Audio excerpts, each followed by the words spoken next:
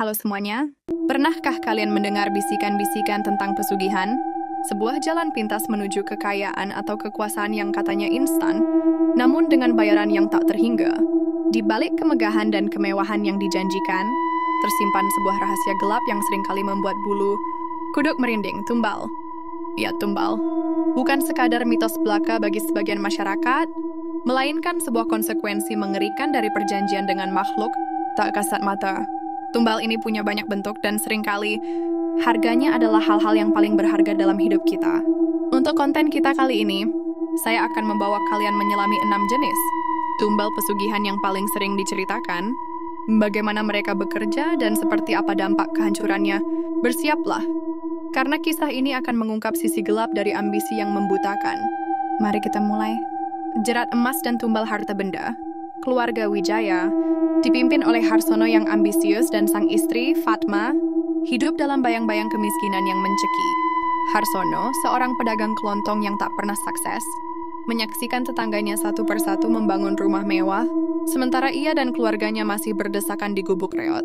Impian akan kekayaan melimpah dan status sosial yang terpandang membakar jiwanya. Tekanan hidup dan ejekan tak kasat mata dari lingkungan membuat Harsono gelap mata. Ia tahu ada jalan pintas, sebuah desas-desus kuno yang berbisik tentang kekayaan instan. Jalan itu membawanya menemui Mbah Karto, seorang dukun misterius dari lereng gunung yang terkenal dengan kesaktiannya. Mbah Karto, dengan senyum tipis yang tak bisa diartikan, menerima Harsono. Ia mendengarkan keluh kesah Harsono tentang kemiskinan dan ambisinya. Ada jalan, ujar Mbah Karto dengan suara serak, tapi setiap kemewahan punya harga. Awalnya tumbalmu adalah harta benda. Harsono terkejut sekaligus lega. Tumbal harta? Itu jauh lebih baik daripada yang ia bayangkan. Mbah Karto menjelaskan setiap bulan di malam purnama, Harsono harus membakar sejumlah uang kertas yang telah diberkati dan melarung perhiasan emas ke laut lepas. Dia reliefs pedals owls and Maignan. Bagi entitas gaib yang akan melimpahkan kekayaan kepadanya, Harsono tanpa ragu menyetujuinya, dibutakan oleh janji emas. Ritual pertama dilakukan di tengah malam yang sunyi, di bawah rembulan penuh. Harsono, dengan tangan gemetar namun hati penuh harapan, membakar gepokan uang. Asapnya membubung, membawa serta janji dan ketakutan. Tak lama setelahnya, keajaiban mulai terjadi. Pembeli datang berbondong-bondong ke toko kelontong Harsono, seolah dihipnotis. Barang dagangannya laris manis tak masuk akal. Investasi kecilnya di tanah mendadak melambung tinggi nilainya. Dalam hitungan bulan, kekayaan mengalir deras ke rekening keluarga Wijaya. Rumah reot mereka diganti dengan istana megah, dilengkapi perabot mewah yang tak pernah mereka impikan. Fatma menikmati perhiasan berkilauan, sementara putra sulung mereka, Reno, dan putri bungsunya Maya, merasakan kemewahan yang belum pernah mereka rasakan. Sekolah elit, pakaian mahal, dan segala yang mereka inginkan. Namun kemewahan itu datang dengan perasaan aneh. Setiap kali ritual tumbal harta benda usai, aroma hangus yang tak jelas asalnya menyelimuti seluruh rumah, menempel di udara, seolah ada sesuatu yang terbakar dari dalam jiwa mereka. Terkadang benda-benda berharga di rumah, seperti jam tangan mewah atau perabot kayu mahal, mendadak retak atau tampak seperti hangus sebagian, meski tak ada api di dekatnya. Fatma, dengan naluri seorang ibu, mulai merasakan kecemasan. Ada sesuatu yang tidak beres dengan keberuntungan instan ini. Ia sering mendapati dirinya menatap tumpukan uang dan perhiasan dengan perasaan campur aduk antara kebahagiaan dan ketakutan. Ia mencoba bicara dengan Harsono, mengutarakan kekhawatirannya. Namun Harsono hanya menampik, mengatakan itu hanya ketakutan tak berdasar. Ia meyakinkan Fatma bahwa ini hanyalah modal kecil untuk mencapai impian besar mereka. Di balik senyum kemenangan Harsono, ada bayangan gelap yang mulai tumbuh. Sebuah bibit keserakahan yang akan menuntut lebih dari sekadar harta benda. Jerat kekuasaan dan tumbal kesehatan. Keluarga Wijaya telah mencapai puncak kemewahan. Namun bagi Harsono itu tak cukup. Matanya memancarkan ambisi yang tak berkesudahan, kini berhasrat pada kekuasaan mutlak di dunia bisnis. Ia ingin menjadi pengusaha paling berpengaruh tak tertandingi. Hasrat ini kembali membawanya ke hadapan Mbah Karto, yang kini tersenyum lebih tipis, seolah tahu harga yang akan dibayar. Untuk kekuasaan yang lebih tinggi, harus ada pengorbanan yang lebih besar, bisik Mbah Karto dengan suara serak. Tumbal yang diminta kini adalah kesehatan. Awalnya itu ditujukan pada Harsono sendiri, sebagai bentuk pengabdian pribadi, sebuah ikatan yang lebih kuat dengan entitas gelap. Harsono tanpa ragu menyetujuinya, dibutakan oleh ambisi yang menggebu. Tak lama setelah perjanjian baru, kesehatan Harsono mulai memburuk secara misterius. Batuk kronis tak henti-henti menggerogotinya, demam tinggi datang dan pergi tanpa pola, dan nyeri tajam di persendian seringkali membuatnya tak berdaya. Para dokter bingung, hasil pemeriksaan medis selalu nihil. Tidak ada penyakit yang terdeteksi, namun tubuh Harsono kian rapuh. Ironisnya, setiap kali Harsono jatuh sakit, posisi bisnisnya justru menguat drastis. Pesaing-pesaingnya satu persatu mendadak bangkrut karena musibah aneh atau terjebak dalam masalah hukum yang tak terduga. Harsono melihat ini sebagai bukti kekuatan pesugihan, membenarkan setiap rasa sakit yang ia derita. Fatma dan anak-anaknya, Reno dan Maya, diliputi kekhawatiran yang mendalam. Fatma berulang kali memohon agar Harsono memeriksakan diri secara serius.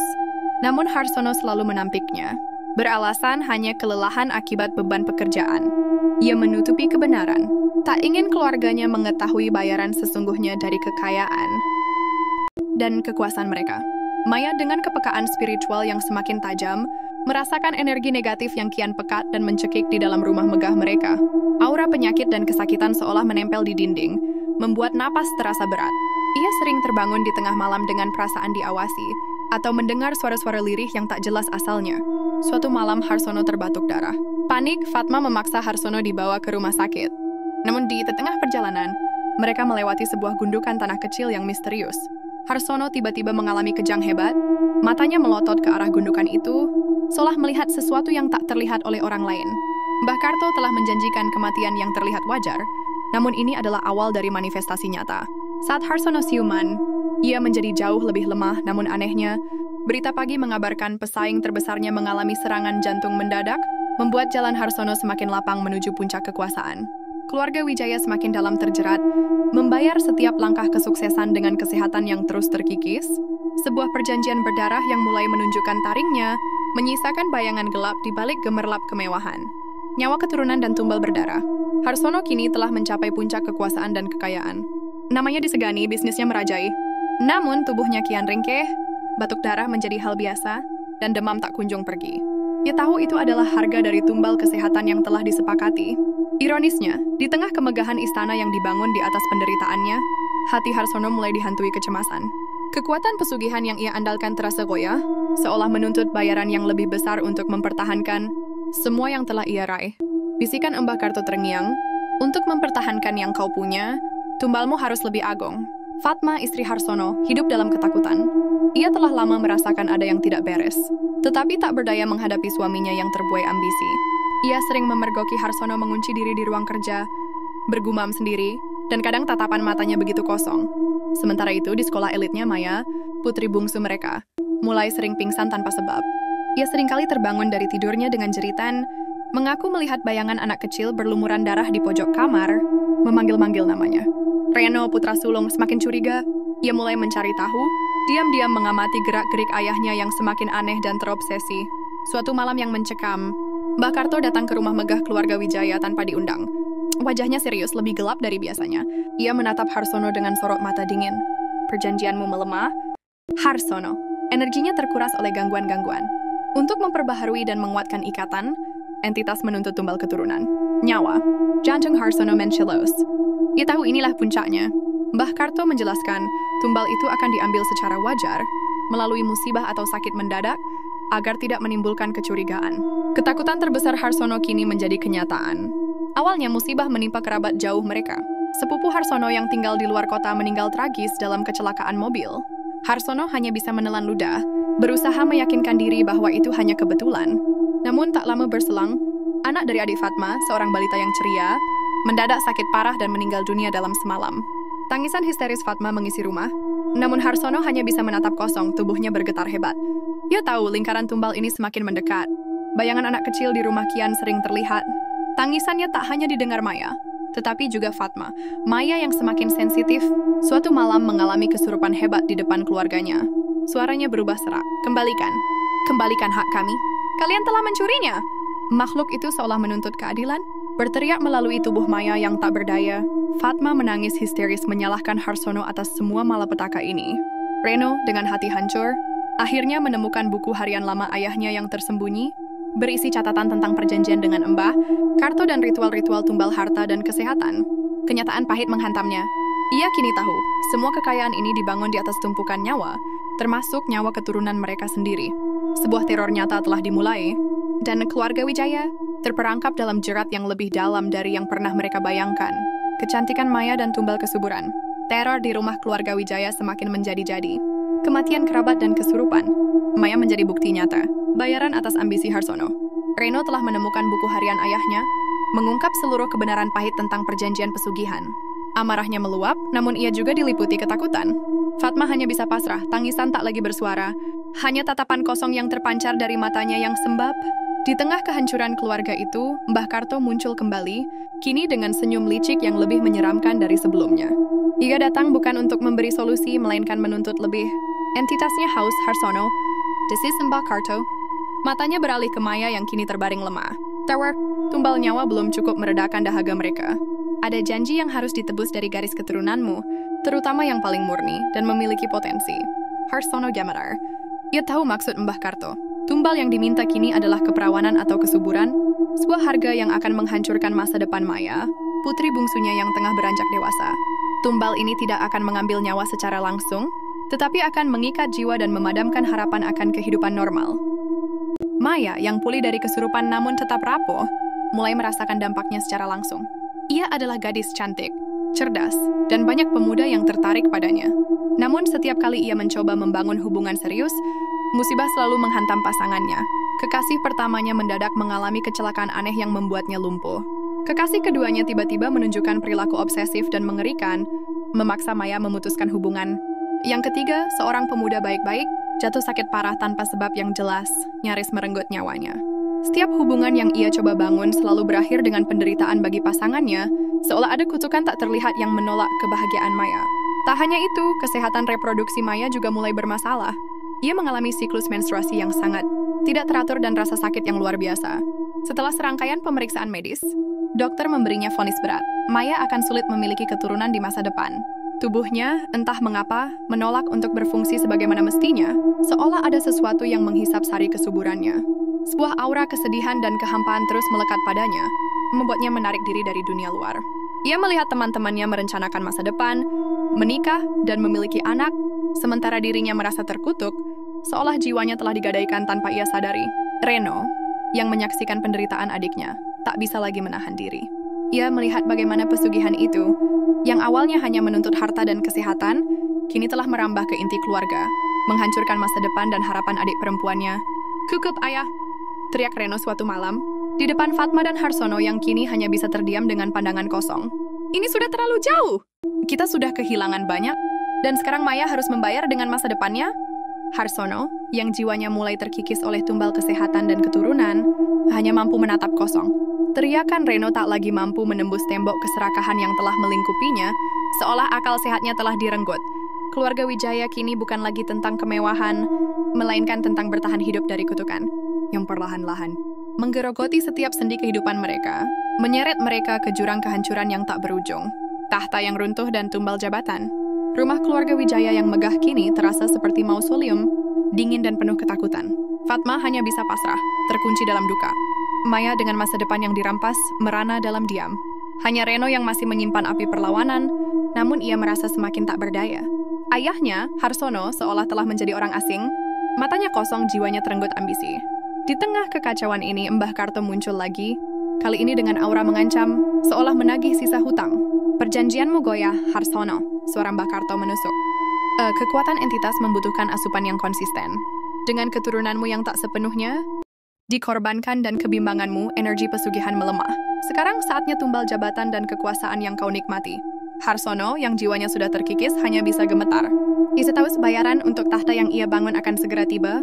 Tumbal ini tidak hanya akan melenyapkan kedudukannya, tetapi juga akan menghancurkan nama baik dan reputasi yang selama ini ia junjung tinggi, menyeretnya ke dalam lumpur kehinaan.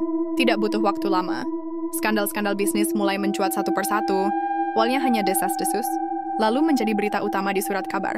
Tuduhan korupsi, penipuan, dan manipulasi pasar menghantam Harsono dari segala arah. Rekan-rekan bisnis yang dulu menjilat, kini berbalik menusuk dari belakang. Perusahaan Harsono yang dulu kokoh, kini diguncang dari dalam dan luar. Aset-asetnya mulai disita oleh negara, rekening banknya dibekukan. Pintu-pintu hukum terbuka mengancamnya dengan jeruji besi. Harsono yang dulu gagah, kini terlihat renta, putus asa, dan tak berdaya menghadapi badai yang diciptakannya sendiri. Teror dari alam gaib pun semakin nyata dan langsung menyerang Harsono. Di ruang kerjanya yang kini sunyi, ia seringkali melihat wujud mengerikan dari entitas yang dulu ia puja. Mereka menampakkan diri, menyiksanya secara mental dengan bisikan-bisikan ancaman dan penyesalan. Terkadang ia merasakan sentuhan dingin yang menusuk atau melihat bayangan yang bergerak cepat di sudut pandangannya. Tubuhnya bereaksi, keringat dingin membanjiri, napasnya memburu. Ini bukan lagi sekadar tumbal tak terlihat. Ini adalah penyiksaan langsung dari mereka yang telah ia jadikan majikan. Reno yang kini menjadi tumpuan keluarga, berusaha mati-matian menyelamatkan sisa-sisa kehormatan mereka.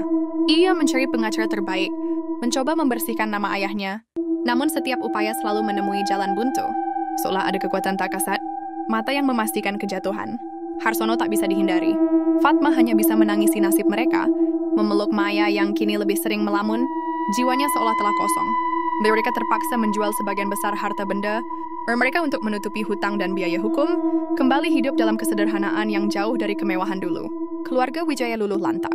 Kekayaan dan kekuasaan yang dulu dikejar dengan harga mahal, kini telah terampas, digantikan oleh kehinaan dan kehancuran. Namun Mbak Karto tersenyum puas, seolah masih ada satu tumbal lagi yang harus dibayar, tumbal terakhir yang akan mengakhiri segalanya. Hati yang mati dan tumbal kemanusiaan. Keluarga Wijaya kini telah kehilangan segalanya.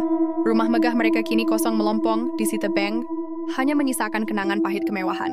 Harsono, sang kepala keluarga, mendekam di penjara, menanti vonis atas kasus korupsi dan penipuan yang menjeratnya. Fatma dan Maya kini hidup menumpang di rumah kerabat jauh yang sederhana, mencoba memungut kembali pecahan hidup mereka. Reno dengan segala daya berjuang membersihkan nama keluarga, namun ia tahu jalan masih sangat panjang. Kekayaan telah lenyap, kekuasaan runtuh, kesehatan terkuras, masa depan Maya hancur dan nyawa keturunan telah direnggut. Namun tumbal yang paling mengerikan belum terbayar lunas. Di balik jeruji besi yang dingin, Harsono bukanlah Harsono yang dulu. Tubuhnya memang kurus, wajahnya dipenuhi kerutan penyesalan yang mendalam. Namun yang lebih menakutkan adalah tatapan matanya. Kosong, hampa, tanpa emosi. Ia tidak lagi marah, sedih, atau takut. Kunjungan Fatma dan Reno hanya disambut dengan gumaman tak jelas, atau bentawa hambar yang tak memiliki makna. Ia tak lagi mengenali penderitaan mereka, tak ada sedikit pun rasa iba yang tersisa. Tumor ganas yang bersarang di hatinya adalah tumbal rasa kemanusiaan yang sempurna, sebuah bayaran terakhir dari perjanjian busuknya. Hati nuraninya telah mengering, dicabut paksa oleh entitas gaib yang telah lama ia layani. Ia telah menjadi cangkang kosong, jiwa yang hampa. Mbah Karto, si dukun misterius, muncul sekali lagi bukan di hadapan Harsono, melainkan dalam mimpi Maya. Dalam mimpinya, Mbah Karto berdiri di antara reruntuhan istana keluarga Wijaya, tersenyum licik.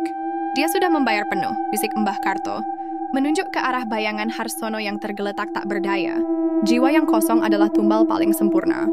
Tak ada lagi kesedihan, tak ada lagi penyesalan, tak ada lagi pengampunan. Hanya kehampaan abadi. Maya terbangun dengan napas memburu, menyadari kebenaran yang menakutkan. Ayahnya telah kehilangan kemanusiaannya. Fatma dan Reno menyaksikan dengan pilu bagaimana Harsono, yang dulu mereka kenal, kini tak lebih dari mayat hidup. Ia menolak makan, menolak bicara, hanya menunggu waktu. Kematian Harsono beberapa bulan kemudian, yang diakibatkan oleh komplikasi penyakit misterius, seolah menjadi penutup tirai bagi drama tragis ini. Tidak ada air mata yang tulus dari Harsono di akhir hayatnya, hanya kelegaan dari semua tuntutan yang telah berhenti. Kisah keluarga Wijaya berakhir dengan duka yang mendalam, bukan hanya karena kehilangan materi dan anggota keluarga, tetapi karena hilangnya esensi kemanusiaan dari sang kepala keluarga. Reno dan Maya, meski hidup dalam kesederhanaan, kini harus memikul beban masa lalu dan menanggung stigma dari perbuatan ayahnya. Mereka tahu jejak kutukan pesugihan ini tidak akan pernah hilang sepenuhnya.